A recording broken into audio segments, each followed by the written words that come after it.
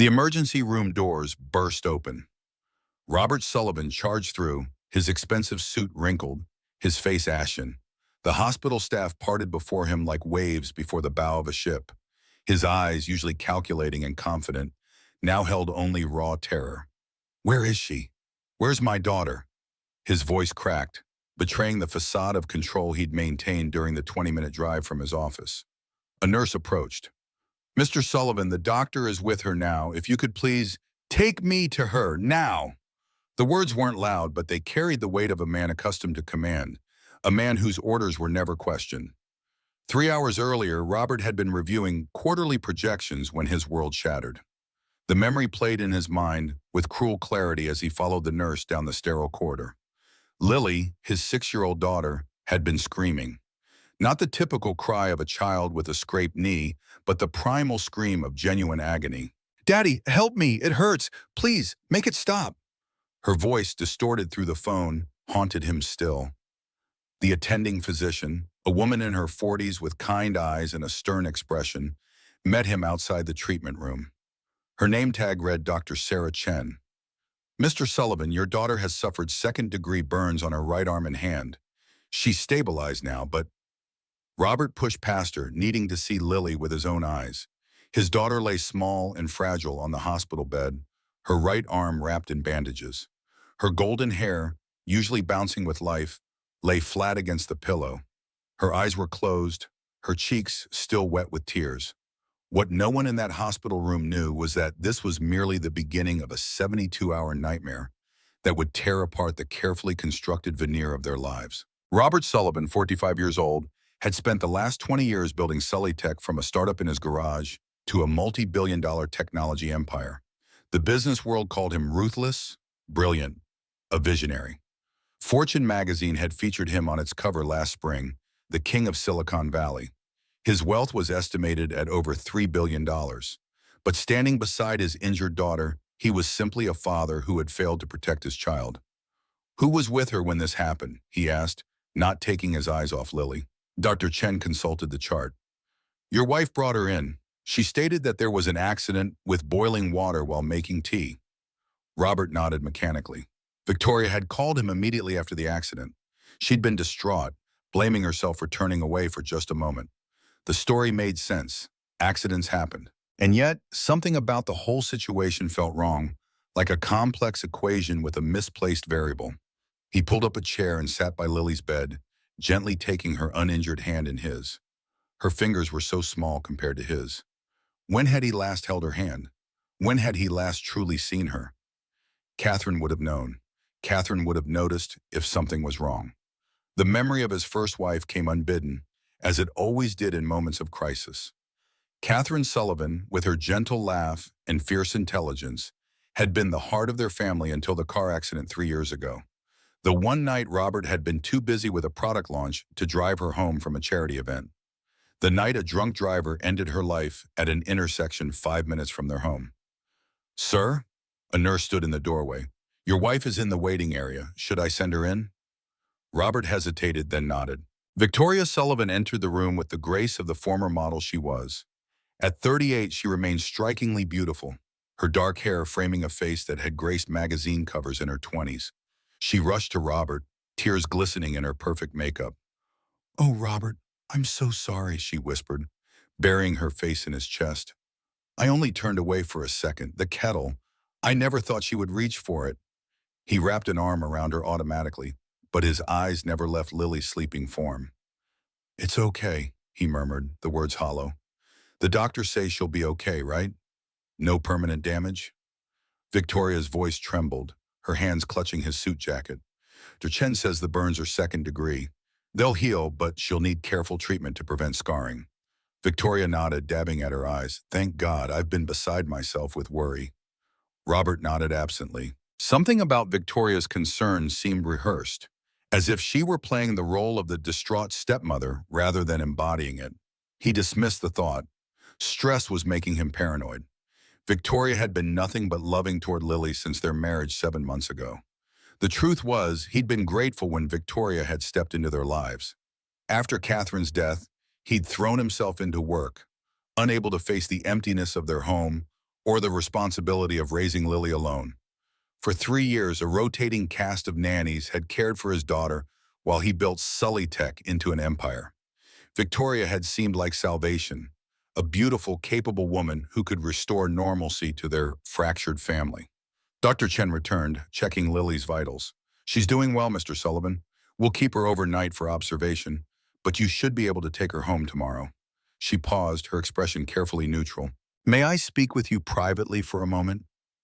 Robert followed the doctor into the hallway, anxiety coiling in his stomach. "Mr. Sullivan, I need to ask you some questions about Lily's home environment." "What do you mean?" His voice turned sharp. Dr. Chen maintained eye contact, unintimidated. "The burn pattern on your daughter's arm is unusual for an accidental spill. It suggests direct application of the hot liquid rather than a splash." Robert stared at her, the implications of her statement crashing over him like a wave. "Are you suggesting this wasn't an accident?" "I'm not making any accusations," Dr. Chen replied carefully. "But as Lily's physician, I'm obligated to report any suspicious injuries to Child Protective Services. They may want to conduct an evaluation." The floor seemed to tilt beneath Robert's feet. "My daughter is not abused," he stated, the words coming out harsher than intended. "Victoria would never hurt her. She loves Lily, Doctor." Chen nodded, her expression softening. "I hope that's the case, Mr. Sullivan. But I have a duty to ensure Lily's safety." She handed him a card. "My direct number if you need anything or notice anything concerning." Robert pocketed the card automatically, his mind racing. He returned to Lily's room, seeing Victoria sitting beside the bed, stroking Lily's hair. The image should have been comforting. Instead, a chill crawled up his spine. Later that night, after Victoria had gone home to rest, Robert remained at Lily's bedside. The hospital had grown quiet, the overhead lights dimmed. Only the steady beeping of monitors broke the silence. Lily stirred, her eyelids fluttering open. "Daddy?" Her voice was small, fragile. "I'm here, sweetheart." He leaned forward, brushing the hair from her forehead. "How are you feeling?" "It hurts." Her lower lip trembled, "but the nurse gave me medicine." "You'll feel better soon." He tried to smile reassuringly. "Tomorrow we'll go home, and you can rest in your own bed." Something flickered across Lily's face. Fear? She quickly masked it, but Robert had caught the expression. It was the same look she'd given him months ago when he'd announced his engagement to Victoria. At the time, he'd attributed it to the normal adjustment period for a child accepting a new step-parent. Now he wasn't so certain. "Lily," he said gently, "can you tell me what happened with the hot water?" She tensed immediately, her small body going rigid beneath the hospital blanket. "I was bad," she whispered. "I spilled my juice at breakfast, and Mom Victoria was mad." Robert frowned. "The accident happened in the morning?" "Victoria said it was in the afternoon while making tea." Lily's eyes widened, darting around the room as if searching for escape. "I don't remember," she said quickly. "I'm confused. The medicine makes me sleepy." He squeezed her hand gently. "It's okay, sweetheart. You don't have to talk about it now. Just rest." As Lily drifted back to sleep, Robert sat in the uncomfortable hospital chair, his mind churning. For the first time, he allowed himself to consider the possibility that Victoria might not be the person she claimed to be. The Foster mansion stood on 2 acres in the most exclusive neighborhood of Pacific Heights, overlooking the San Francisco Bay. The 3-story Victorian had been renovated to preserve its historic charm while incorporating every modern luxury. Tonight, as Robert's car pulled into the circular driveway, the house's warmly lit windows offered no comfort. James Thompson, the family's butler of 25 years, opened the door before Robert could reach for his keys. The elderly man's normally impassive face showed traces of concern. "How is Miss Lily, sir?" "She'll be okay. We're bringing her home tomorrow." Robert handed James his coat. "Is Mrs. Sullivan home?" "Yes, sir. She retired to her study after dinner." Robert nodded, loosening his tie. "James, I need to ask you something important. Have you noticed anything concerning between Victoria and Lily when I'm not around?" The butler's expression remained carefully neutral, but his hesitation spoke volumes. "It is not my place to comment on family matters, sir." "James, please. This is about Lily's safety." The older man's composure cracked slightly. "There have been Incidents, sir. Miss Lily is often sent to her room without meals. Sometimes I hear crying. Mrs. Sullivan instructs the staff not to interfere with her parenting methods. Each word hit Robert like a physical blow.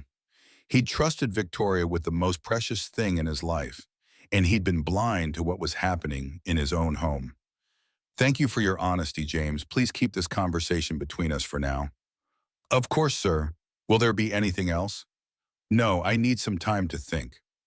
Robert climbed the grand staircase to Lily's bedroom. The room, designed by a celebrity children's interior decorator, was a little girl's fantasy. A canopy bed, a miniature vanity, shelves lined with books and toys. He sat on the edge of the bed, picking up Lily's favorite stuffed rabbit, a worn thing she'd had since infancy. What kind of father was he, that he hadn't noticed his daughter's suffering? How many hours had he spent at the office while Lily endured God knows what from Victoria? The thought made him physically ill. His phone vibrated with a text from Victoria. Coming to the hospital in the morning. Kiss our angel for me. Love you. The performance was flawless. If he hadn't spoken to Dr. Chen, hadn't seen the fear in Lily's eyes, hadn't heard James's confirmation, he might never have questioned the perfect family image Victoria had crafted. Robert's thoughts were interrupted by the sound of the doorbell. James appeared in the doorway moments later. Sir, Mr. Davis is here to see you. Marcus Davis, Sullytech's chief operating officer, stood in the foyer, his expression grave. At 45, Marcus projected the image of the perfect corporate lieutenant, impeccably dressed, perpetually composed, unfailingly loyal.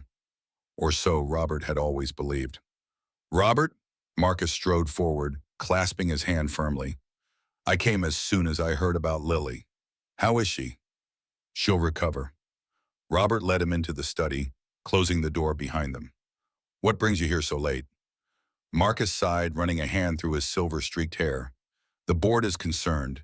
Henderson called an emergency meeting after you left today. They're worried about how your family situation might impact the Miyazaki merger. The Miyazaki deal, a $4 billion acquisition that would cement Sullytech's dominance in the semiconductor market. The crowning achievement of Robert's career, scheduled to close in just 2 weeks. The deal is solid, Robert replied flatly. My family situation has nothing to do with it. You know how these things work, Robert. Perception is reality.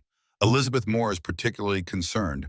She suggested you might consider taking a short leave of absence until things stabilize at home. Robert stared at his longtime colleague. Elizabeth Moore was the most influential board member, a venture capitalist who'd backed Sullytech from its earliest days. If she was expressing doubts, others would follow. Tell Elizabeth and the board that I appreciate their concern, but I'm fully capable of managing both my family and the company. Marcus nodded, but his expression remained troubled. There's something else. The PR team picked up chatter on social media. Someone at the hospital posted that Lily Sullivan was admitted with suspicious injuries. It's already being picked up by the gossip sites. Robert froze. What exactly are they saying? Nothing specific yet, but you know how these things can spiral. The company's stock already dropped 2 points in after-hours trading.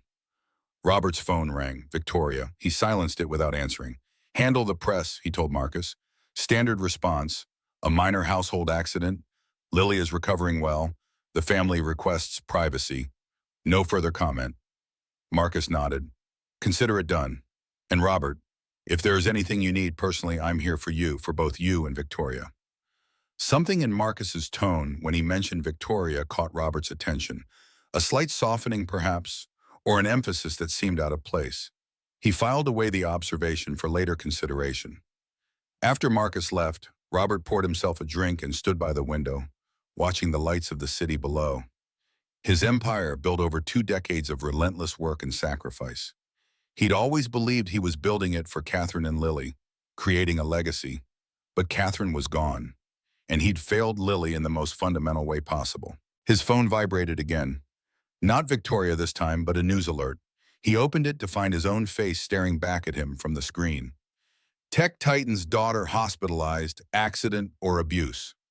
The article was speculative, full of anonymous sources and careful phrasing, but the insinuation was clear. Robert closed the app, a cold determination settling over him. He opened his contacts and found a number he hadn't called in years. Frank Reynolds answered on the third ring, his voice gruff with sleep. Reynolds.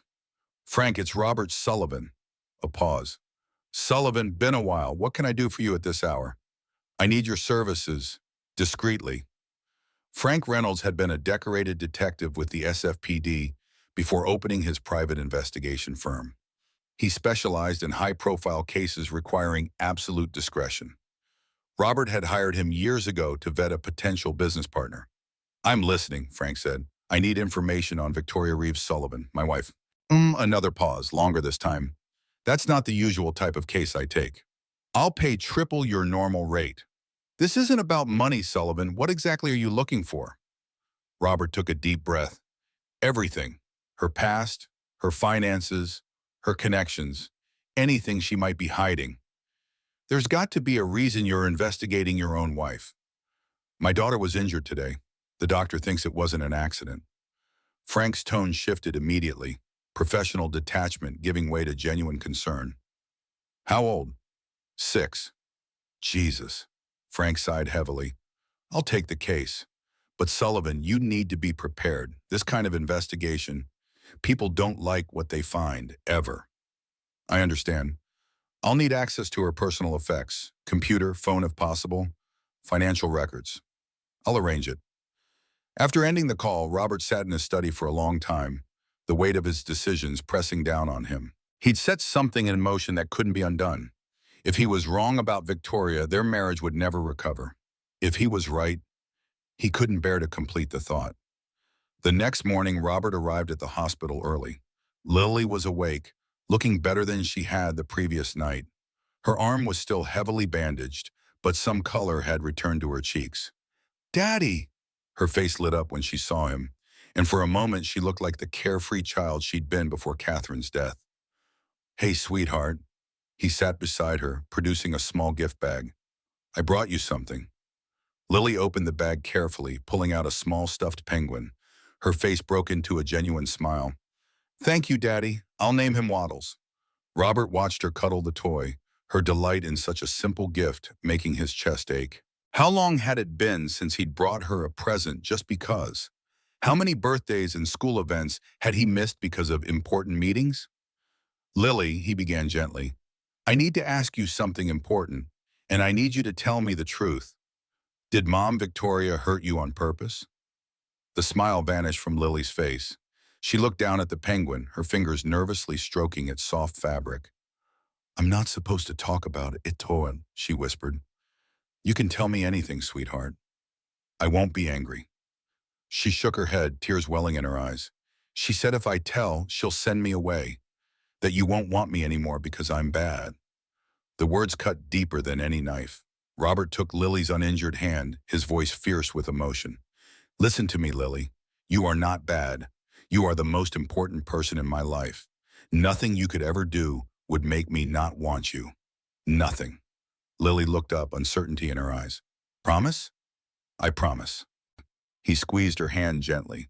Now can you tell me what happened with the hot water? She took a shaky breath.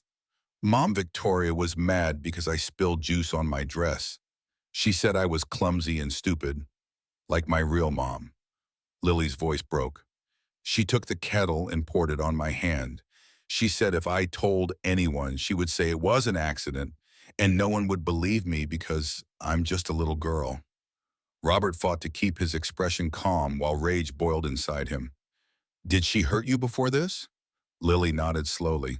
Sometimes she pinches me really hard where no one can see. Sometimes she doesn't let me eat dinner because she says I'm too fat. She looked up, her eyes pleading. Am I fat, Daddy? No, sweetheart. You're perfect exactly as you are. He struggled to keep his voice steady. Has she done anything else? She makes me clean the bathroom floor with a toothbrush when you're at work. And she tells me that you don't really love me, that you only keep me because you have to. Each revelation was a knife to Robert's heart. How could he have been so blind, so completely deceived? Lily, I need to check something. He gently rolled up her hospital gown sleeve, revealing a pattern of fading bruises on her upper arm, fingerprint-shaped marks too small to be an adult man's. Did Mom Victoria do this? Lily nodded, tears spilling down her cheeks. Please don't be mad at her, Daddy. She says she only does it because she loves me and wants me to be good. Robert gathered his daughter in his arms, careful of her injured arm. This isn't love, Lily. This isn't how people who love you treat you. I promise you she will never hurt you again. As he held his trembling daughter, Robert made a silent vow. Victoria would pay for what she'd done. He would protect Lily no matter the cost to his reputation, his company, or his fortune. The sound of heels clicking on the hospital floor announced Victoria's arrival. Robert gently released Lily, whispering, "Remember what I promised. You're safe now." Victoria entered the room impeccably dressed as always, carrying a gift bag much larger and more elaborate than Robert's simple offering. Her smile faltered slightly when she saw Robert already there. "Good morning, my loves." She approached Lily, bending to kiss her forehead. Lily flinched almost imperceptibly. If Robert hadn't been watching for it, he might have missed it. "I brought you a present, Angel, to help you feel better." Lily accepted the bag with a murmured, "Thank you," her earlier animation completely gone. Victoria turned to Robert, kissing his cheek. "You look exhausted, darling. Did you sleep at all?" "Not much," he replied truthfully. "Poor thing." She squeezed his arm sympathetically. "Why don't you go home and rest? I'll stay with Lily." The thought of leaving his daughter alone with Victoria made his blood run cold. "That's okay. I want to be here when Dr. Chen does her rounds." Victoria's smile tightened almost imperceptibly. "Of course." Dr. Chen arrived 30 minutes later, examining Lily's burns with gentle efficiency. "The wounds are clean, no signs of infection. The dressings will need to be changed daily, but you can do that at home." "When can she be discharged?" Robert asked. "This afternoon, if her pain remains manageable." Dr. Chen glanced at Victoria, then back to Robert. "I'll need to speak with both of you about her home care regimen." As they stepped into the hallway, Dr. Chen's professional demeanor shifted subtly. "Mr. Sullivan, I've filed my report with CPS. They'll want to conduct a home visit within the next 48 hours. Robert nodded, the gravity of the situation settling over him like a physical weight. "I understand. If there are any concerns about your daughter's safety at home, now would be the time to address them." Robert hesitated, acutely aware of Victoria watching them through the room's glass door. "What if I were to tell you that I have reason to believe these burns were not accidental?" Dr. Chen's expression remained neutral. "Then I would tell you that your daughter should not return to an environment where the alleged perpetrator has access to her. And if I ensure that person is removed from the home, CPS would still need to evaluate the situation, but it would certainly be considered in their assessment." She lowered her voice. "Mr. Sullivan, if you have information regarding your daughter's welfare, I strongly encourage you to share it with the authorities immediately." Robert nodded slowly. "Thank you, Dr. Chen, for everything." As the doctor walked away, Robert felt Victoria's presence beside him. "What was that about?" she asked, her tone casual but her eyes sharp. "Just discussing Lily's care," he replied evenly. "The burns need careful monitoring." Victoria linked her arm through his, leaning close. "You seem distant this morning. Is everything okay?" Robert forced himself to smile. "Just tired and worried about Lily. She'll be fine. Children are resilient." Victoria's phone chimed with a text. She glanced at it, then quickly put the phone away. "Marcus is handling the press situation beautifully. No one's connecting Lily's accident to anything suspicious." The casual mention of Marcus caught Robert's attention. "You've spoken to Marcus about this?" Victoria's smile never faltered. "He called me this morning, concerned about both of you. He's such a good friend, always looking out for our family." Our family. The phrase rang hollow in Robert's ears. The family Victoria had infiltrated, the child she had terrorized, the husband she had deceived. What else had she lied about? And why was Marcus Davis, his supposed right-hand man, calling his wife directly? "I need to make a call," Robert submitted, stepping away. "Business can't wait, even for family emergencies." Victoria's smile turned sympathetic. "Of course, darling. Take your time. Lily and I will have some girl time." The thought of leaving them alone made Robert's skin crawl, but he needed a moment to think. He walked down the corridor, turning the corner to ensure Victoria couldn't see him, then watched the room from a distance. Through the glass door, he observed Victoria sitting beside Lily's bed, her posture perfect, her expression concerned and loving. But as a nurse entered and then left, a subtle change came over Victoria. Her smile vanished, replaced by a cold stare. Her lips moved, saying something to Lily that made the child shrink back against the pillows, fear evident even from a distance. The transformation was so complete, so chilling, that Robert felt a physical shock. In that moment, he knew beyond any doubt that his daughter had told the truth. Victoria Sullivan was not the woman he had married. She was someone, or something, else entirely. Robert returned to the room, his decision made. Whatever Victoria was hiding, whoever she really was, she would never hurt his daughter again. He would protect Lily, rebuild their relationship, and make amends for his years of neglect. As for Victoria, she would learn that Robert Sullivan did not become a billionaire by showing mercy to those who betrayed him. She had declared war on his family, and she would soon discover the devastating consequences of her actions. Frank Reynolds parked his weathered sedan a block away from the Sullivan mansion. At 63, his body carried the marks of 3 decades in law enforcement. A slight limp from a bullet to the thigh, knuckles gnarled from too many fights, and eyes that had seen the worst humanity had to offer. Those same eyes now studied the Foster estate with professional detachment. The morning fog clung to Pacific Heights, shrouding the mansion in an ethereal glow. Behind those elegant walls, a story was unfolding that Frank had seen too many times before. Beautiful facades hiding ugly truths. His phone buzzed. Robert Sullivan's number. Reynolds. "She's being discharged this afternoon," Robert said without preamble. "I need information before they come to the house. I've started the preliminary background check. Your wife has maintained a remarkably clean digital footprint. Almost too clean." "Meaning what?" "Meaning someone's been careful. Her social media only goes back 7 years. Before that, nothing. It's like Victoria Reeves didn't exist." Robert absorbed this in silence. Frank continued, "I need access to her personal effects. Laptop, phone records, financial documents." "The laptop will be difficult. She keeps it locked in her office. The phone is always with her." "What about financial records?" "We have separate accounts. She insisted on maintaining her independence." Frank's instincts, honed through decades of investigation, prickled. That's unusual for a trophy wife. Usually they want access to everything. "Victoria isn't a trophy wife," Robert replied automatically, then paused. "At least, that's what I believed." "I'll need something to work with, Sullivan. Old correspondence, personal items, anything with a paper trail." Robert thought for a moment. "She has a filing cabinet in her study and a safe behind her Klimt painting."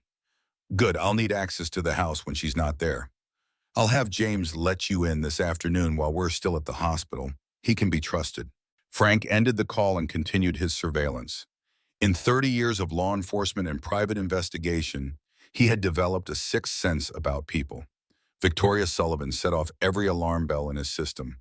In his line of work, Frank had seen the worst of humanity: killers, abusers, con artists.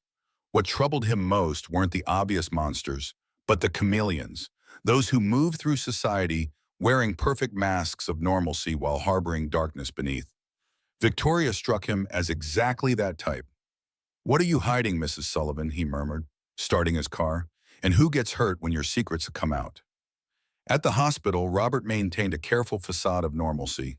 Every smile, every touch, every conversation with Victoria felt like a performance. He watched her with new eyes, noting the subtle shifts in her demeanor, the warmth that never quite reached her eyes, the slight tension in her shoulders whenever Lily spoke directly to him, the way her fingers tapped impatiently when she thought no one was watching. Dr. Chen completed Lily's discharge paperwork, providing detailed instructions for home care. "The dressings need to be changed daily. Keep the wounds clean and dry. If you notice any increased redness, swelling, or discharge, bring her in immediately." Victoria nodded, the picture of a concerned mother. "I'll make sure everything is done properly." "I'll handle the dressing changes," Robert interjected. Victoria's smile flickered for just an instant before resettling. "Of course, darling, if that's what you prefer. But you're so busy with the Miyazaki merger. I'm happy to take care of Lily." Dr. Chen glanced between them, her professional mask firmly in place. Mr. Sullivan, may I have a quick word before you leave? In the hallway, Dr. Chen spoke in low, urgent tones. CPS will contact you within 48 hours to schedule a home evaluation. Until then, I strongly advise you not to leave your daughter alone with anyone you don't completely trust. I understand. Robert's jaw tightened. Thank you for everything, doctor. For seeing what I should have seen long ago. As they drove home, Lily sat quietly in the back seat, clutching the small penguin Robert had given her. Victoria filled the silence with cheerful chatter about redecorating Lily's room, planning a small party once she recovered, all the activities they could do together. Lily responded with monosyllables, her eyes fixed on the passing scenery. Robert watched the interaction in the rearview mirror, his anger deepening with each moment. How had he not noticed the way Lily shrank from Victoria's attention? The tension in his daughter's small body? The fear that flashed across her face whenever Victoria's voice took on a certain edge? The answer was simple and damning. He hadn't been present. For 3 years following Catherine's death, he had surrendered his role as a father, burying himself in work rather than facing his grief and responsibilities. Victoria had merely stepped into the vacuum he had created. The betrayal cut deep, but his own failure cut deeper. James greeted them at the door, his normally impassive face softening at the sight of Lily. "Welcome home, Miss Lily. Mrs. Parker prepared your favorite chicken soup for lunch." Lily offered a small smile, the first genuine one Robert had seen since the hospital. "Thank you, James." "Lily needs to rest," Victoria announced, taking charge. "I'll take her upstairs while you handle those calls you mentioned, Robert." "Actually," Robert countered smoothly, "I thought I'd stay with Lily this afternoon." "The calls can wait." Victoria's surprise was momentary but unmistakable. "Are you sure? Marcus called twice this morning about the board meeting tomorrow." "The company will survive without me for an afternoon." He lifted Lily gently, careful of her injured arm. "Let's get you settled, sweetheart." As he carried Lily upstairs, Robert could feel Victoria's gaze following them, calculating, reassessing. She was too intelligent not to sense the shift in his behavior. The question was how she would respond. In Lily's room, Robert helped her change into comfortable pajamas, noting with mounting fury the fading bruises on her thin arms and legs, evidence of Victoria's cruelty hidden beneath designer children's clothes. "Daddy?" Lily's voice was small as he tucked her into bed. "Are you mad at me?" "No, sweetheart." He sat beside her, stroking her hair. "I could never be mad at you." "Why would you think that?"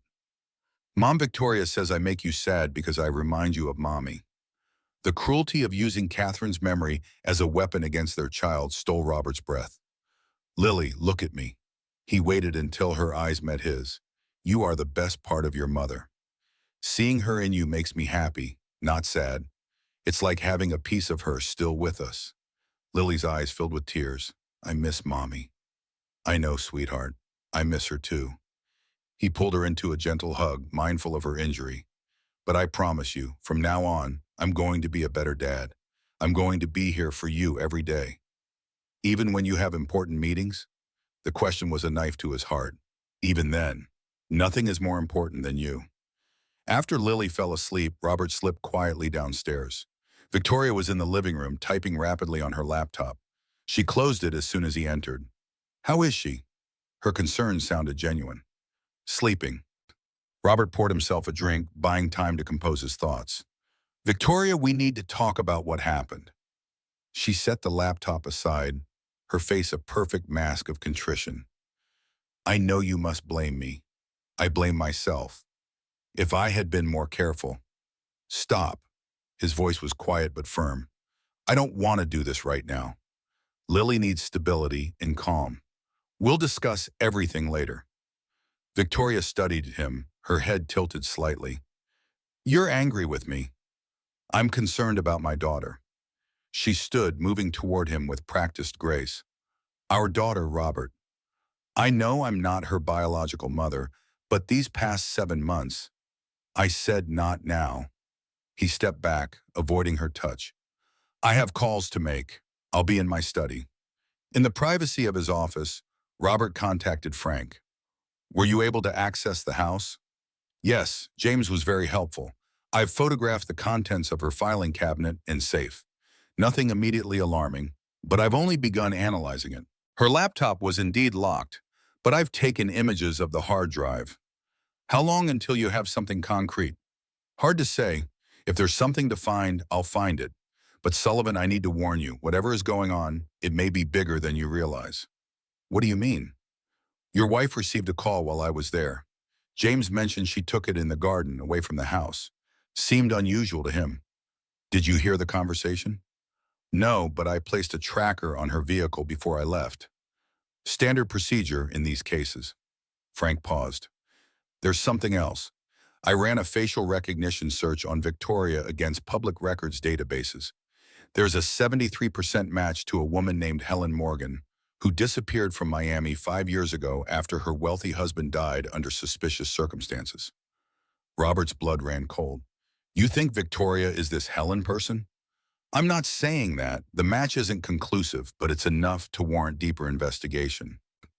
After ending the call, Robert sat at his desk, staring at a framed photo of Lily and Catherine taken at the beach the summer before the accident. Their matching smiles, the sunlight in their hair, a perfect moment frozen in time.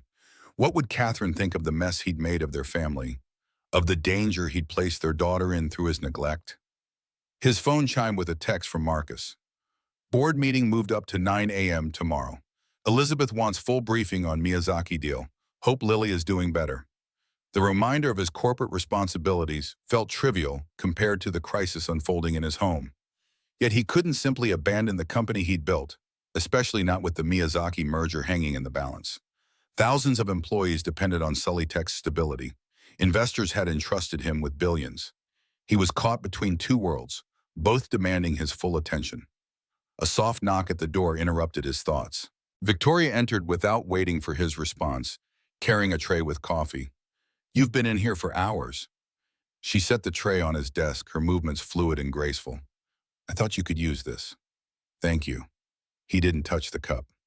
Victoria perched on the edge of his desk, her perfume, an expensive French scent she'd worn since they met, filling the air between them. Robert, I feel like there's a wall between us suddenly. Whatever I've done to upset you, please tell me so I can fix it. Her performance was flawless. Concerned wife seeking reconciliation. If he hadn't seen the evidence of her cruelty with his own eyes, hadn't heard it from Lily's own lips, he might have believed her. I'm just worried about Lily, he replied, the partial truth serving as a shield. The injury, the investigation, it's a lot to process. Investigation? Victoria's voice sharpened slightly. Standard procedure for burns like Lily's. The hospital is required to report it. Victoria's eyes widened in what appeared to be genuine alarm. Are you saying they suspect abuse? That's absurd. It was an accident, Robert. You know I would never hurt Lily. The conviction in her voice was masterful. For a moment, doubt crept into Robert's mind. Could he be wrong? Could this all be a terrible misunderstanding? Then he remembered the fear in Lily's eyes, the bruises on her small body, the whispered confession. No, this was no misunderstanding. I'm sure it will all be cleared up quickly, he said, forcing a reassuring tone. These investigations are routine. Victoria stood, her relief visible. Of course, we have nothing to hide. She moved behind him, placing her hands on his shoulders. You're so tense, darling. Why don't you come upstairs? I could help you relax. He stood, gently removing her hands. I need to finish these calls. The Miyazaki deal won't close itself. Disappointment flickered across her face, quickly replaced by understanding. Always the dedicated CEO. It's one of the things I love about you. She kissed his cheek. Don't work too late. After she left, Robert waited 5 minutes, then slipped quietly upstairs to check on Lily. She was still sleeping, her face peaceful in repose, one arm curled protectively around the stuffed penguin.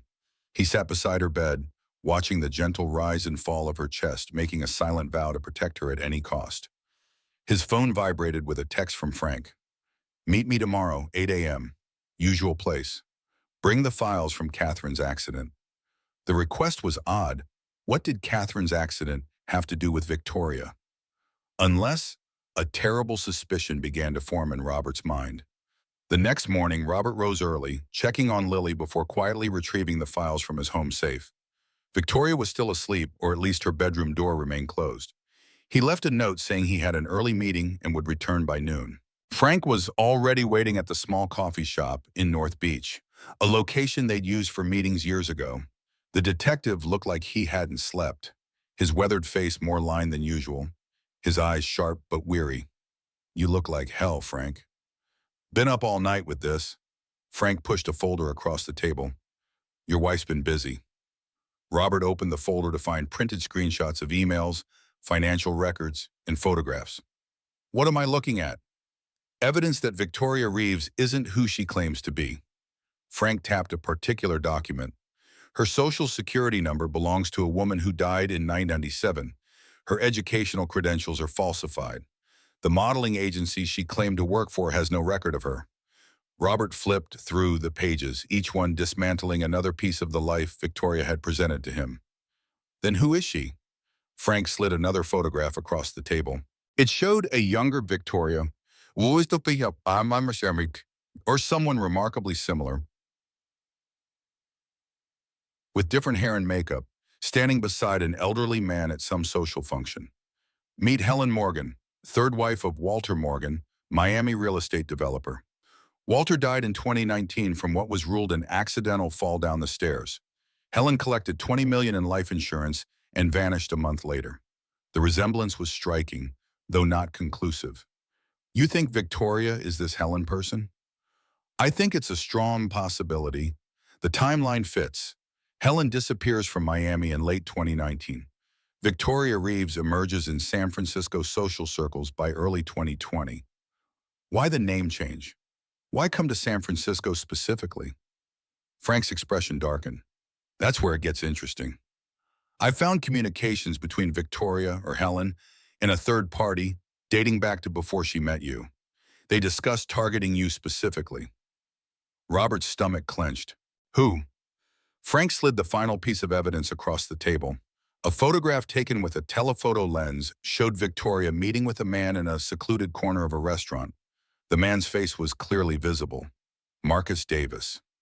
Your COO has been in regular contact with your wife since before you met her.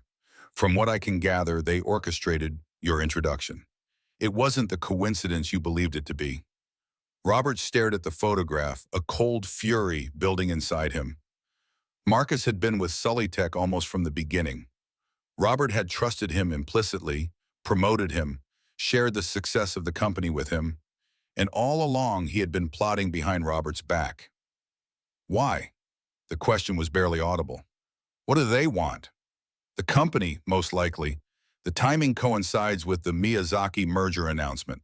Once that deal closes, Sullytech's valuation jumps to what? 20 billion? 23, Robert corrected automatically. That's a hell of a motive. Frank leaned forward. But there's something else. You asked me to look at Catherine's accident file. I found some inconsistencies. Robert's heart began to pound. What kind of inconsistencies? The police report mentions a witness who saw a dark sedan speeding away from the scene. This witness was never formally interviewed. The investigating officer noted it as a lead to follow up on, but it was dropped when the drunk driver confessed. That doesn't mean anything. It could have been an uninvolved vehicle. True, but I pulled the phone records from Catherine's cell for the month leading up to the accident. She called Marcus Davis 17 times in the 2 weeks before she died.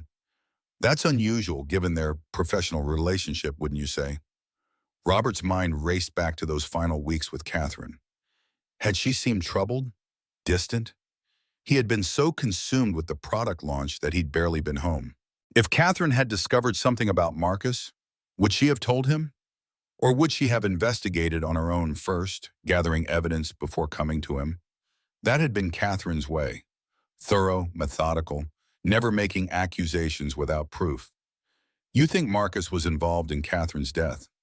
Frank held up a hand. I'm not saying that, but it's a connection worth investigating, especially given his involvement with your current wife. Robert closed the folder, his decision made. I need everything you have on Marcus Davis. Financial records, communications, travel history, anything that might connect him to Catherine's accident or to Helen Morgan. Already working on it. Frank glanced at his watch. Don't you have a board meeting to attend? Robert had almost forgotten. The board meeting, where he would face Marcus, knowing what he now knew. Could he maintain the facade? Pretend ignorance while investigating the man who might have played a role in his wife's death and was now threatening his daughter? He had no choice. For Lily's sake, he needed to play this carefully. Keep me updated, Robert said, standing. And Frank, watch your back. If they're willing to hurt a child, they won't hesitate to eliminate anyone who gets in their way. Frank's weathered face creased in a humorless smile. Don't worry about me, Sullivan. I wasn't a detective for 30 years without learning a few tricks. Robert arrived at Sully Tech headquarters 15 minutes before the board meeting, using a private elevator to avoid unnecessary interactions. His executive assistant, Karen, met him with a folder of documents and a concerned expression. The board members are already gathered. Elizabeth Moore asked to speak with you privately before the meeting. Elizabeth Moore, 60 years old and sharp as a tack, had been one of Sully Tech's earliest investors. Her venture capital firm had backed the company when it was nothing more than Robert's garage startup. Over the years, she had become both mentor and friend, her business acumen instrumental in Sully Tech's growth. She waited in his office, elegant as always in a tailored suit, her silver hair cut in a severe bob that emphasized her strong features. She turned as he entered, her expression unreadable. Robert, how's Lily? Recovering, thank you for asking. Elizabeth nodded, studying him with the penetrating gaze that had intimidated countless entrepreneurs seeking her funding. The board is concerned. Marcus has raised questions about your focus given the current family situation. The mention of Marcus sent a surge of anger through Robert, but he kept his expression neutral. My family situation will not impact the Miyazaki deal or the company's operations. It already has. Elizabeth placed a tablet on his desk, displaying a financial news site. The headline made his heart sink. Sully Tech CEO's family crisis raises questions about Miyazaki merger. The stock dropped 4 points at opening.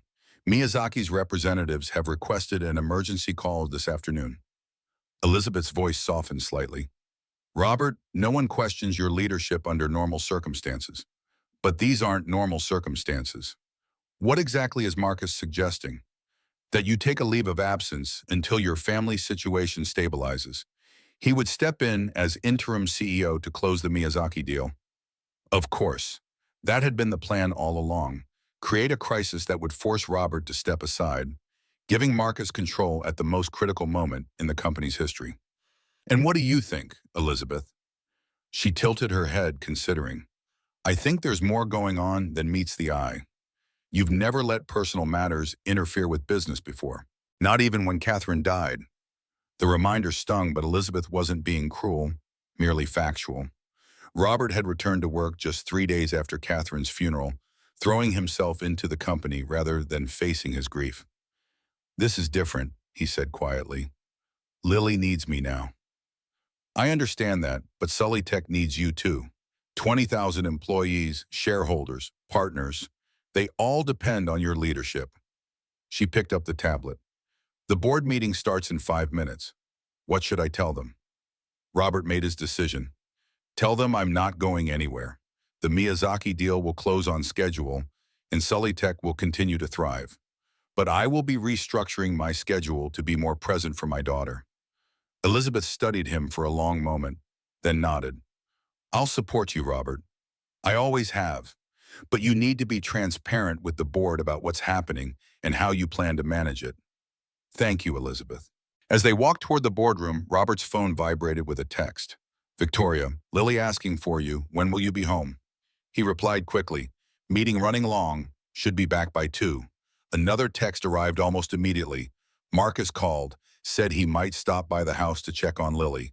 So thoughtful of him. Robert froze. Marcus, going to his home while he was trapped in this meeting? Near Lily? Robert? Elizabeth had stopped, looking back at him with concern. Is everything all right? He forced a calm he didn't feel. I need to make a quick call. I'll join you in a moment. As Elizabeth continued toward the boardroom, Robert dialed James. The butler answered on the second ring. Sullivan residence. James, listen carefully. Do not let Marcus Davis into the house under any circumstances. If he arrives, tell him I've instructed that Lily needs complete rest with no visitors. Understood, sir. James's voice revealed nothing, but his immediate acceptance of the unusual order spoke volumes. Mrs. Sullivan is currently with Miss Lily in her room. Keep an eye on them, James, discreetly. Always, sir. Robert ended the call and took a deep breath, steadying himself before entering the boardroom. 12 pairs of eyes turned toward him, 11 board members and Marcus Davis, standing at the head of the table where Robert usually sat. The symbolism wasn't lost on Robert. Robert, Marcus greeted him with apparent warmth. We were just discussing the contingency plan for the Miyazaki deal. Please join us. Robert took his rightful place at the head of the table, forcing Marcus to step aside. There is no need for contingency plans. The deal will proceed as scheduled. For the next hour, Robert navigated the board meeting with outward calm, presenting the final details of the Miyazaki acquisition while carefully observing Marcus. His COO was smooth as always, supportive in his comments, deferential in his manner. If Robert hadn't seen the evidence with his own eyes, he might have continued to believe in Marcus's loyalty. How long had the betrayal been in motion? Had Marcus resented him from the beginning?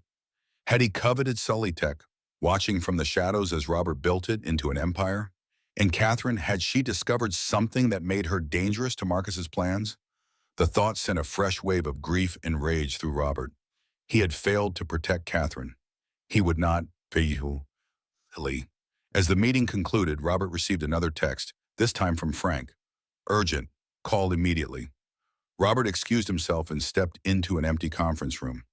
What is it? I've been monitoring Victoria's phone. She just received a text from an encrypted number. Plan B today. No more waiting. Plan B? What does that mean? Unknown, but given the context, nothing good.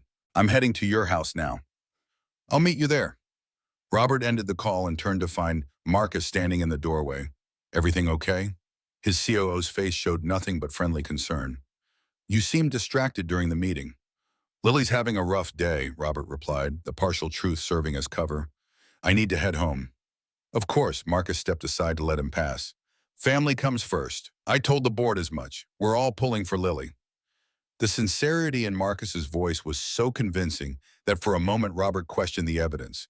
Could Frank be wrong? Could there be an innocent explanation for the connection between Marcus and Victoria? Then he remembered Lily's bruises, her fear, the calculated cruelty she had endured. No, there was no innocent explanation.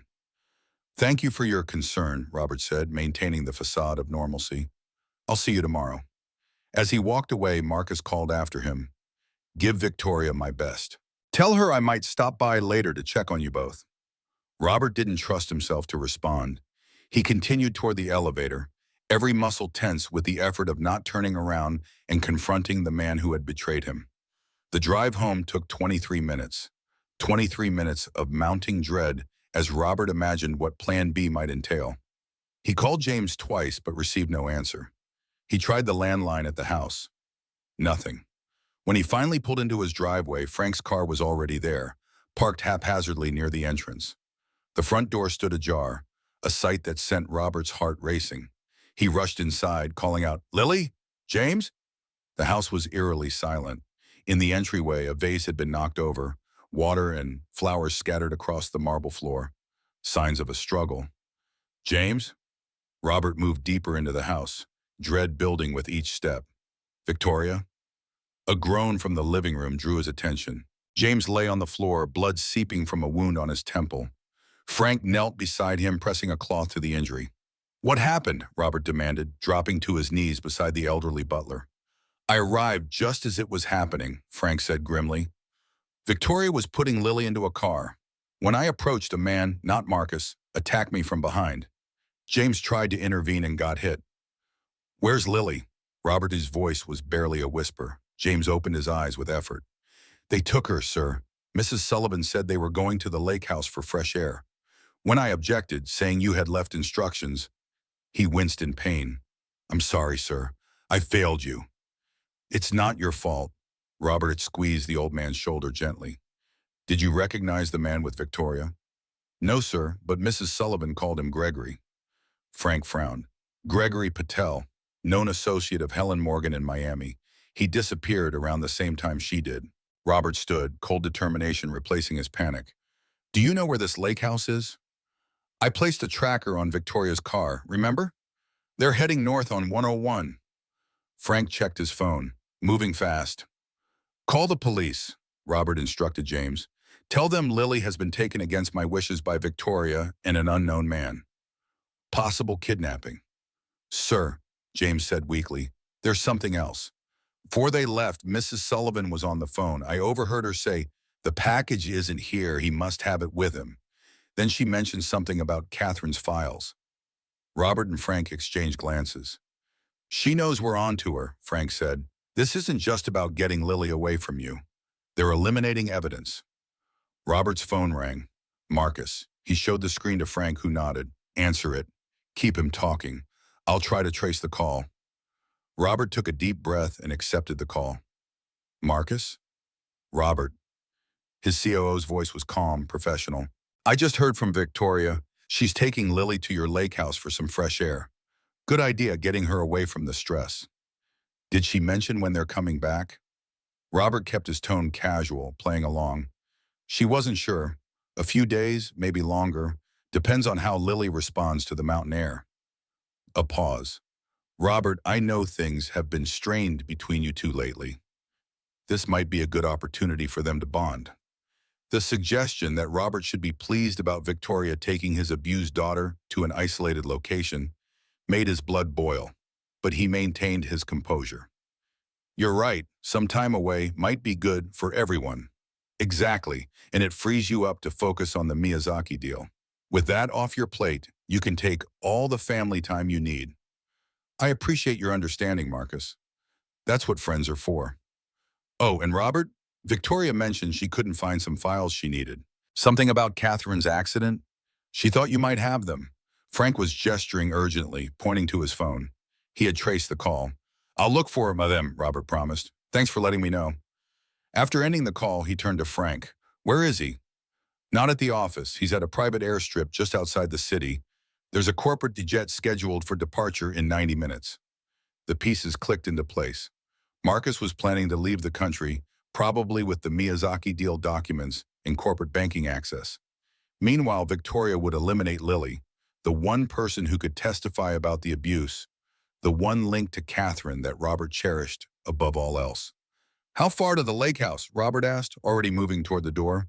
About 2 hours in good traffic, but they've got at least a 30-minute head start. Robert turned to James, who was sitting up now, holding the cloth to his head. Call Dr. Chen at the hospital. Tell her what's happened, then call this number.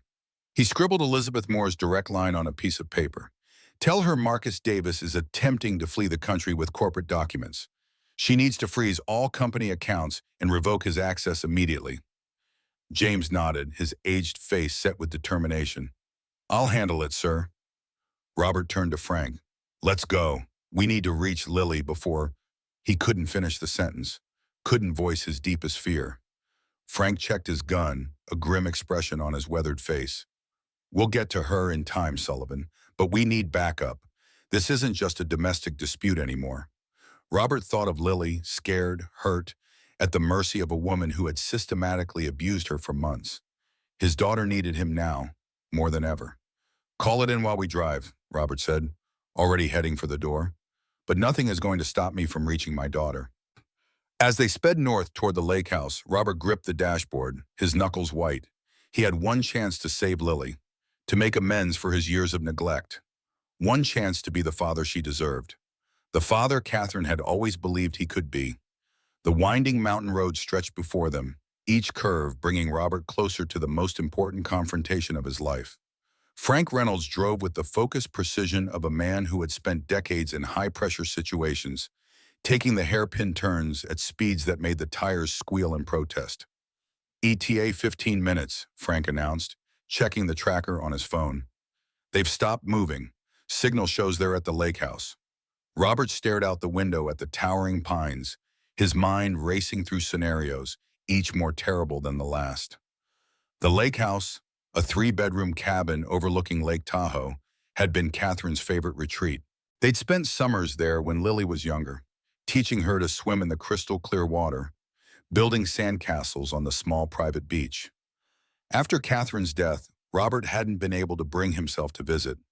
Too many memories, too much pain. Now Victoria had taken Lily there. The symbolism wasn't lost on him. The final act of cruelty playing out in the place Catherine had loved most. Local sheriff has units en route, Frank said, phone pressed to his ear. ETA 20 minutes. They're coming from the other direction. We'll get there first. Frank glanced at Robert, noting the gun tucked into his waistband, a weapon Robert had retrieved from his home safe before they left. You know how to use that? Catherine insisted we both learn, after an attempted break-in at the house. Good woman, Frank's voice softened momentarily. Remember, Sullivan, Victoria isn't alone. Gregory Patel has a record. Assault, armed robbery. He's dangerous. So am I. Robert's voice was cold, determined. When it comes to protecting Lily. The tracker led them to a private road, unmarked except for a discreet, no trespassing sign. Frank killed the headlights as they approached, the car crawling forward in the gathering dusk. Through the trees, Robert caught glimpses of the lake, its surface reflecting the fiery colors of sunset. There, Frank pointed to a black SUV parked outside the cabin, Victoria's Range Rover. They're still here. Frank parked behind a stand of trees concealing their vehicle from view. We need a plan. We can't just rush in. Lily's medication, Robert said suddenly. Her inhaler for her asthma. It's in my pocket, but she needs it every 6 hours. It's been, he checked his watch, nearly 8 since her last dose. If she has an attack, Frank nodded grimly. All the more reason to be smart about this. Let me check the perimeter first. They approached the cabin cautiously, using the trees for cover. The lake house was modern yet rustic, glass and cedar perched on the edge of a cliff, offering panoramic views of Lake Tahoe. Lights glowed from within, casting warm rectangles on the wooden deck that wrapped around the structure. Frank motioned for Robert to stop, pointing to a side window. Through it, they could see into the main living area. Victoria paced back and forth, phone pressed to her ear, her gestures agitated. No sign of Lily or Gregory. I can't get a clean look at the rest of the house, Frank whispered. But there's movement in the back rooms. Robert's heart pounded in his chest. Lily was in there, frightened, possibly hurt. Every instinct screamed at him to rush in, to grab his daughter and flee. But Frank was right. They needed to be smart. One wrong move could put Lily in greater danger. There's a back entrance, Robert whispered, through the deck. It leads to the bedrooms. Frank nodded. I'll create a distraction at the front. You go around back, find Lily. But wait for my signal. Robert circled the cabin, staying low and in the shadows. The deck creaked softly beneath his weight as he approached the rear sliding door. Through the glass, he could see a hallway leading to the bedrooms. Empty. His phone vibrated. Frank's signal. Seconds later, a loud knock sounded at the front door, followed by Frank's voice. Ms. Reeves, Sheriff's Department. We need to speak with you. Robert heard Victoria's startled exclamation, then her hurried footsteps moving toward the front of the house. This was his chance. The sliding door was unlocked, a stroke of luck. Robert eased it open and slipped inside, the familiar scent of cedar and pine washing over him. He moved silently down the hallway, checking rooms as he went. The first bedroom was empty, the bed neatly made, the second as well. Fear clutched at his throat as he approached the third door, the master bedroom. If Lily wasn't here, he pushed the door open slowly, breath held. Lily lay on the massive bed, her small body nearly swallowed by the king-size mattress. Her right arm was still bandaged, but someone had changed her clothes. She wore pajamas he didn't recognize. Her eyes were closed, her breathing shallow. Lily, he whispered, rushing to her side. Sweetheart, it's Daddy. Her eyelids fluttered, then opened. For a moment, confusion clouded her gaze. Then recognition dawned, and she reached for him with her uninjured arm. Daddy, you came. He gathered her against his chest, relief flooding through him. Of course I came. I'll always come for you. Mom, Victoria said you were too busy, Lily mumbled, her voice slurred. She said we had to stay here until you finished your important work. Robert pulled back slightly, studying his daughter's face.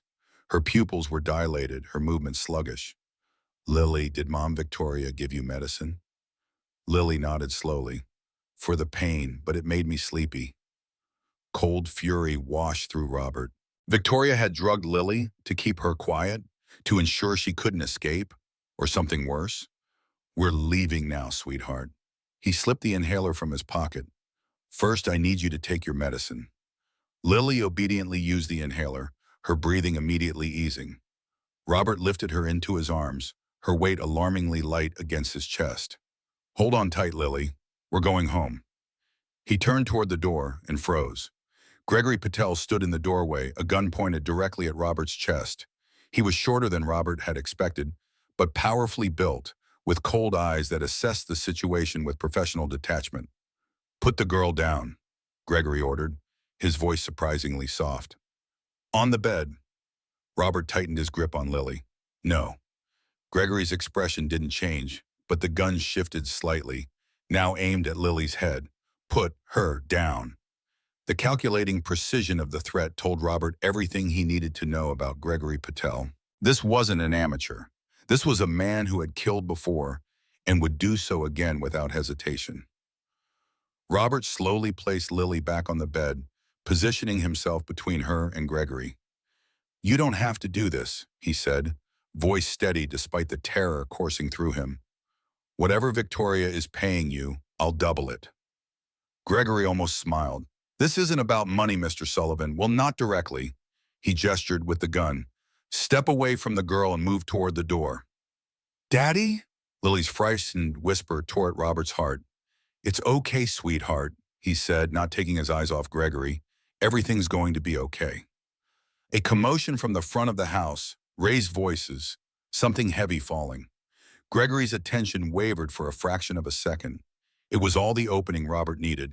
He lunged forward, driving his shoulder into Gregory's midsection.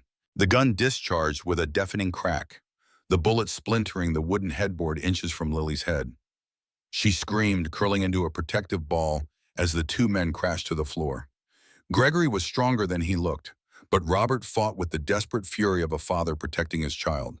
They grappled on the floor, Robert landing a solid punch to Gregory's jaw, then another to his ribs. The gun skittered across the hardwood, sliding under a dresser. Gregory recovered quickly, driving his knee into Robert's stomach. Pain exploded through Robert's abdomen, but he maintained his grip, slamming Gregory's head against the floor. Once, twice. Gregory went limp beneath him. Robert scrambled to his feet, gasping for breath. Lily, come here, quickly. Lily slid off the bed, running to him on unsteady legs. He scooped her up and turned toward the door, just as Victoria appeared in the doorway. She looked nothing like the elegant, controlled woman who had charmed San Francisco society. Her hair was disheveled, her makeup smeared, her eyes wild with a mixture of rage and fear. In her hand, she held a kitchen knife. Put her down, Robert, Victoria commanded, her voice eerily calm despite her appearance. It's over, Victoria, Robert replied, backing away slowly. The police are on their way. Marcus has been exposed. There's nowhere for you to go. Something shifted in Victoria's expression, a flash of confusion, quickly masked. Marcus? What are you talking about? The genuine bewilderment in her voice gave Robert pause. Your partner, he said, the man you've been working with to take over my company. Victoria laughed, a harsh, bitter sound. Marcus isn't my partner. He's my brother. The revelation hit Robert like a physical blow. Your brother? Half-brother, technically. Same mother, different fathers. Victoria's grip on the knife tightened. Did you really think that this was just about money? Your precious company? This was never about that. Then what was it about? Victoria's face twisted with a hatred so pure, so consuming, that it transformed her beautiful features into something monstrous. Catherine. The name hung in the air between them, charged with meaning Robert couldn't comprehend. Catherine? My wife? What did she have to do with any of this? Your wife, Victoria spat the word like venom, destroyed my family, destroyed my mother. That's impossible. Catherine never... She never told you? Victoria's laugh was hollow. Of course not. St. Catherine, so perfect, so pure. She never mentioned that 20 years ago she testified against my mother in a corporate fraud case, that her testimony sent my mother to prison for 12 years, that my mother died there alone and broken. Robert stared at Victoria, struggling to process this new information. Catherine had worked as a corporate attorney before they met. She'd mentioned being involved in a major fraud case early in her career, but she'd never shared details. That doesn't justify what you've done, Robert said finally. Abusing an innocent child, trying to destroy my family. You destroyed my family, Victoria screamed, her composure shattering.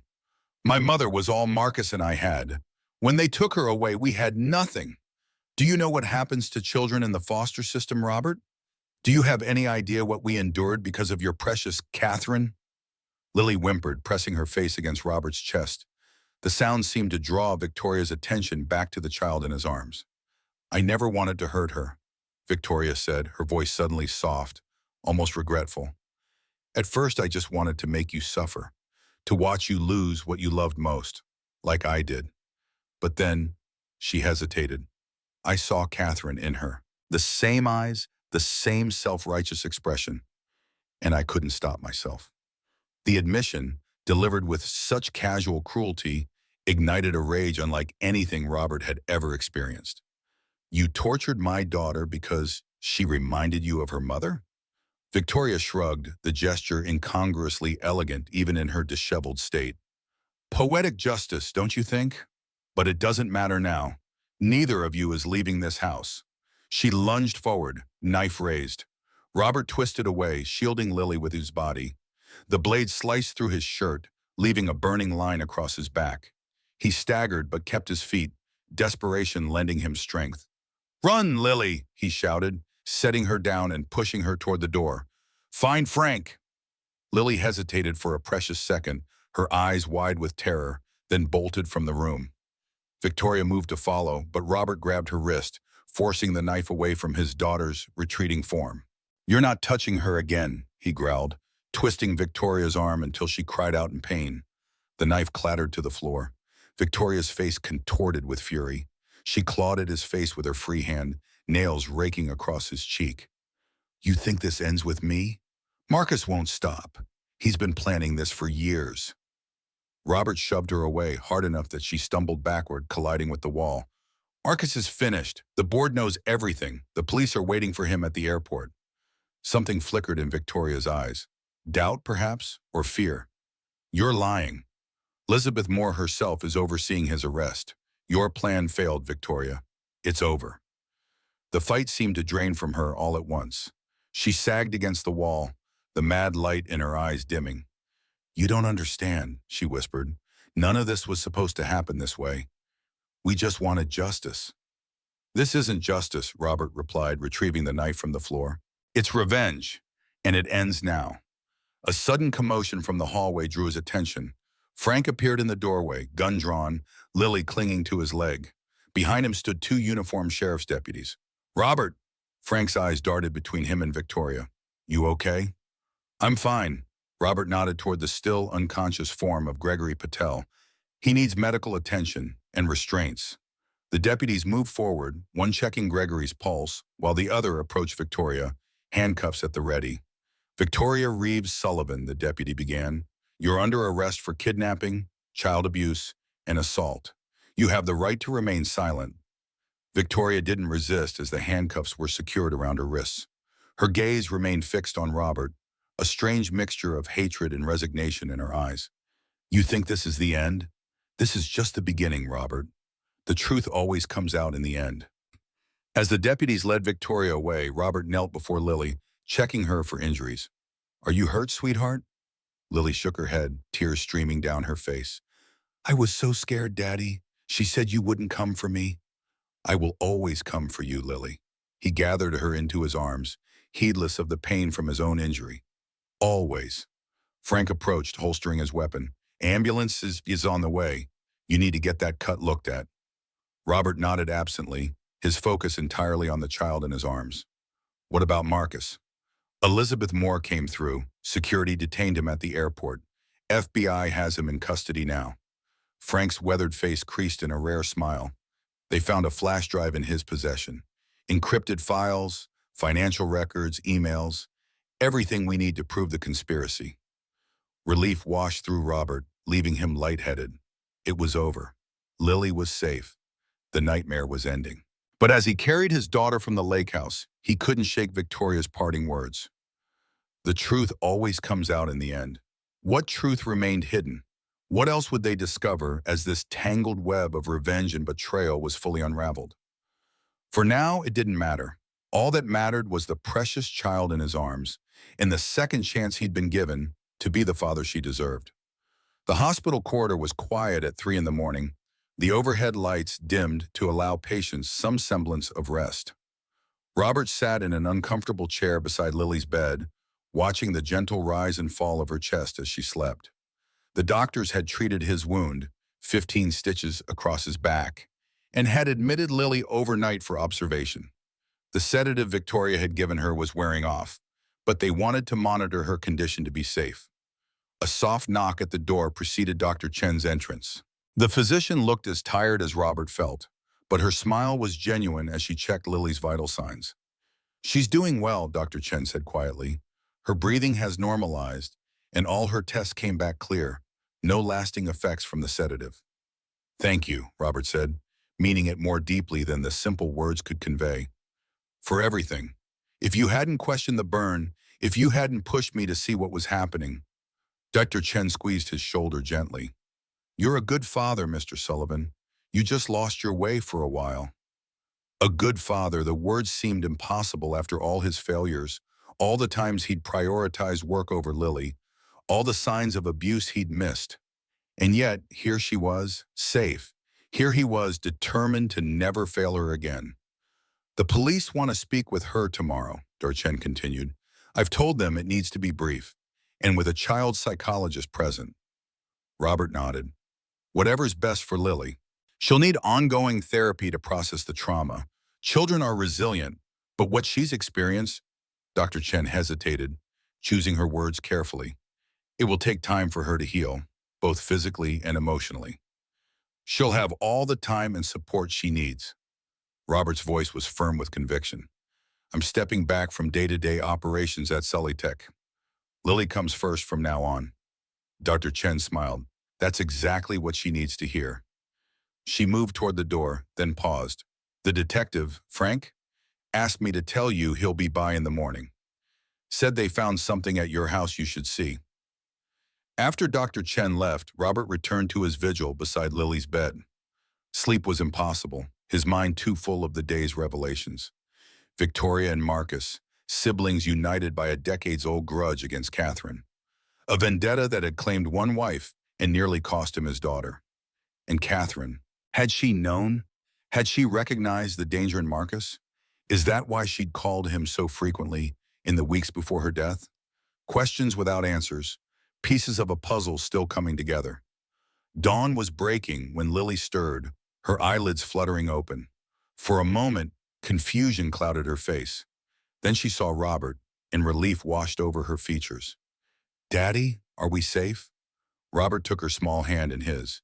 "Yes, sweetheart, we're safe. Mom Victoria can't hurt you anymore." Lily's brow furrowed. "Is she in jail?" "Yes, she and the man who was with her. They'll be there for a very long time." Lily nodded, processing this information with the straightforward acceptance of a child. "What about Uncle Marcus? Is he in jail too?" The question startled Robert. "Did you know about Uncle Marcus, Lily?" She nodded again, more hesitantly this time. "He came to the house sometimes when you were at work. He and Mom Victoria would whisper a lot. They thought I couldn't hear, but I could." "What did they talk about?" Lily's face scrunched in concentration. "Money mostly, and you. Uncle Marcus said you didn't deserve the company, that it should have been his." She paused, her eyes suddenly filling with tears. "And they talked about Mommy.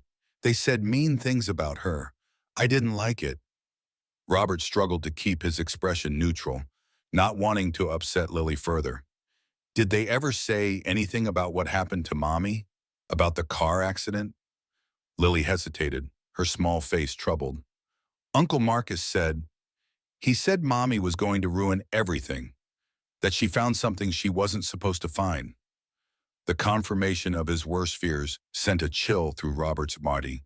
Catherine had discovered something damning enough that Marcus had felt threatened. Had he been responsible for her accident?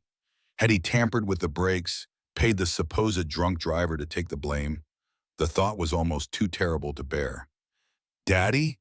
Lily's voice pulled him back from the darkness of his thoughts. Are you mad at me?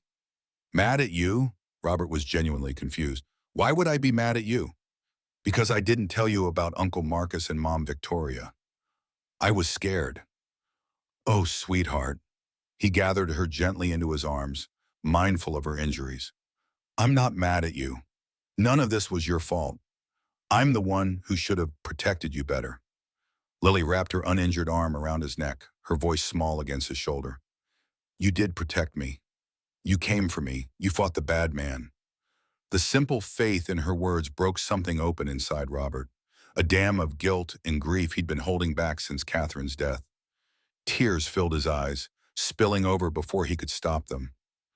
I'm sorry, Lily, he whispered. I'm so sorry I wasn't there for you, but I promise, from now on, I will be, every day. Lily pulled back, her expression suddenly serious. She wiped his tears away with her small hand, the gesture so reminiscent of Catherine that it made his heart ache. It's okay, Daddy.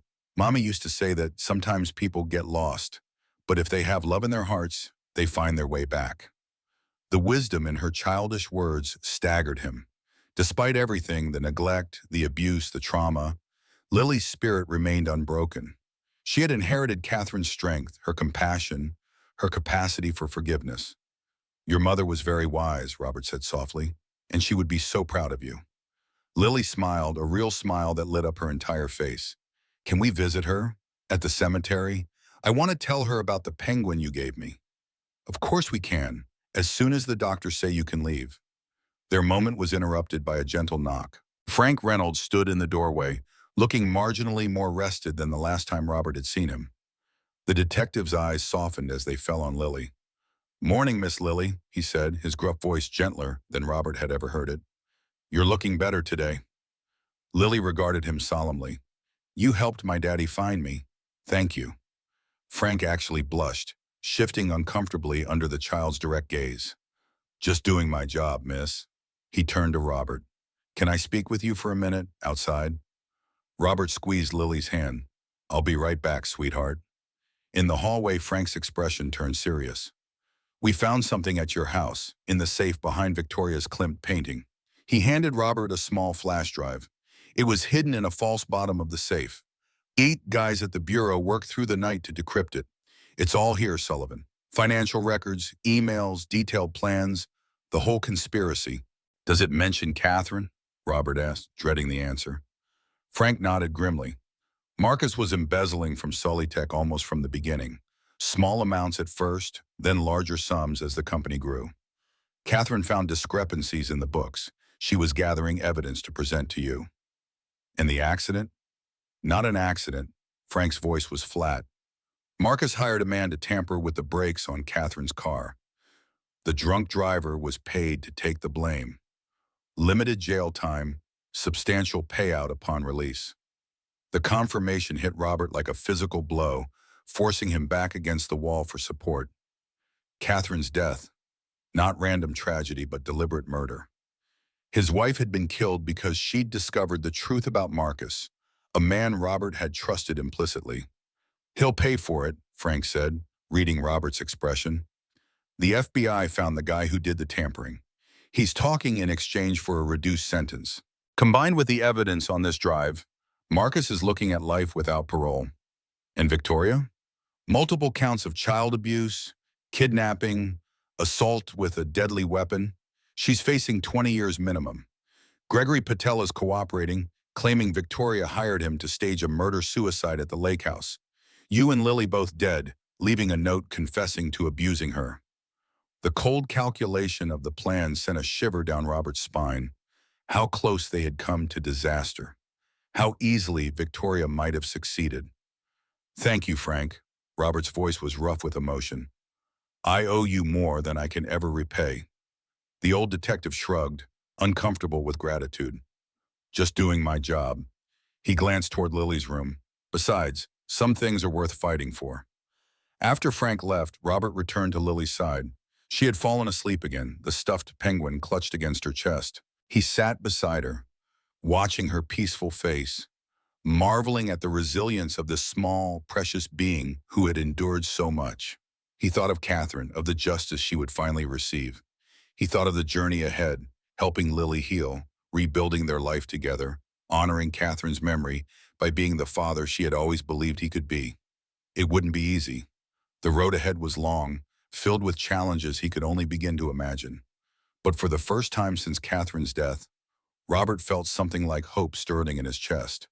They had survived. They would heal. Together. 1 year later, Robert stood at the edge of Lake Tahoe, watching lilies splash in the shallows. The lake house, once a crime scene, had been transformed back into a place of joy and healing. New furniture, new paint, new memories to overlay the trauma of that terrible day. Lily's laughter carried across the water, bright and carefree. At 8 years old, she was thriving, still attending therapy once a week but growing stronger every day. The physical scars from Victoria's abuse had faded to faint marks that would disappear with time. The emotional scars ran deeper, but even those were healing. "Dad, watch this," Lily called, executing a perfect cannonball into the deeper water. She surfaced, grinning triumphantly, her hair plastered to her head. "Did you see how big the splash was?" "Enormous," Robert applauded. "Olympic-level splashing." She swam back to shore, shivering slightly in the mountain air. Robert wrapped her in a fluffy towel, rubbing her arms to warm her. "Can we have hot chocolate?" Lily asked, her eyes bright with anticipation. "With extra marshmallows?" "Absolutely. Race you to the house." They sprinted up the beach toward the cabin, Lily's infectious giggles floating on the breeze. Inside, Robert prepared hot chocolate while Lily changed into dry clothes. The simple domesticity of the moment, making cocoa for his daughter on a summer afternoon, filled him with profound gratitude. Sully Tech continued to thrive under new leadership. Robert had stepped down as CEO 6 months ago, though he remained chairman of the board.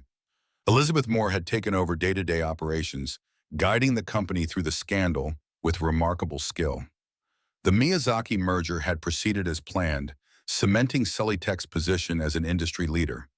But Robert's focus had shifted entirely. His new venture, the Catherine Sullivan Foundation, provided support for children who had experienced abuse, offering counseling, advocacy, and educational opportunities. Lily had been the one to suggest it, sitting at the kitchen table one morning over breakfast. "We should help other kids like me," she had said simply, "kids whose mommies or daddies hurt them." The foundation had already helped hundreds of families, and Robert had found a purpose that fulfilled him more deeply than corporate success ever had. Lily returned to the kitchen, now dressed in leggings and a sweater emblazoned with penguins. Her obsession with the birds had begun with the stuffed toy Robert had given her at the hospital and showed no signs of abating. "Ready for cocoa?" he asked, setting a steaming mug before her, marshmallows piled high. She nodded eagerly, then grew suddenly serious. "Dad, can we visit Mom's grave when we go back to the city?" "Of course we can. I want to tell her about the foundation and about Dr. Sarah." Robert smiled at the mention of Dr. Sarah Chen. The physician had remained a constant presence in their lives, first as Lily's doctor, then as a friend, and lately perhaps something more. She and Robert had been dating cautiously for 3 months now, with Lily's enthusiastic approval. "Mom would like her," Lily continued, wise beyond her years. "She makes you smile again." Robert reached across the table, taking his daughter's hand. "You make me smile, Lily, every day." Her answering smile was radiant, lighting up her face in a way that reminded him achingly of Catherine. "I love you, Dad.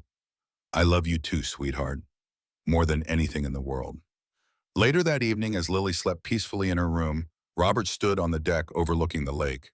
The moon cast a silver pathway across the dark water, stars glittering overhead in the clear mountain sky. He thought of the journey that had brought them here. The pain, the loss, the betrayal, but also the healing, the justice, the second chances. Victoria and Marcus were serving their sentences. The truth about Catherine's murder finally revealed to the world. The past could not be changed, but its power to harm them had diminished. Robert closed his eyes, feeling the cool night air on his face, and imagined Catherine beside him, her presence a comfort in the darkness. "I kept my promise," he whispered to the night. "I found my way back to her, and I'll never lose sight of what matters again." The wind sighed through the pines, carrying his words away over the peaceful lake. Somewhere in that vast, star-filled sky, he liked to think Catherine heard him and was at peace inside the cabin, Protected by his love and vigilance, Lily slept safely, her dreams no longer haunted by fear. Tomorrow would bring another day of healing, of laughter, of rebuilding the life that had nearly been destroyed. Their story, not a fairy tale of perfect happiness, but a messy, complicated journey of love and redemption, continued to unfold. And for the first time since losing Catherine, Robert faced that future not with dread, but with hope. The father's heart, once broken, was healing, stronger for having been tested, wiser for having known loss, more precious for having almost been lost. And in that healing heart, Lily would always find her home.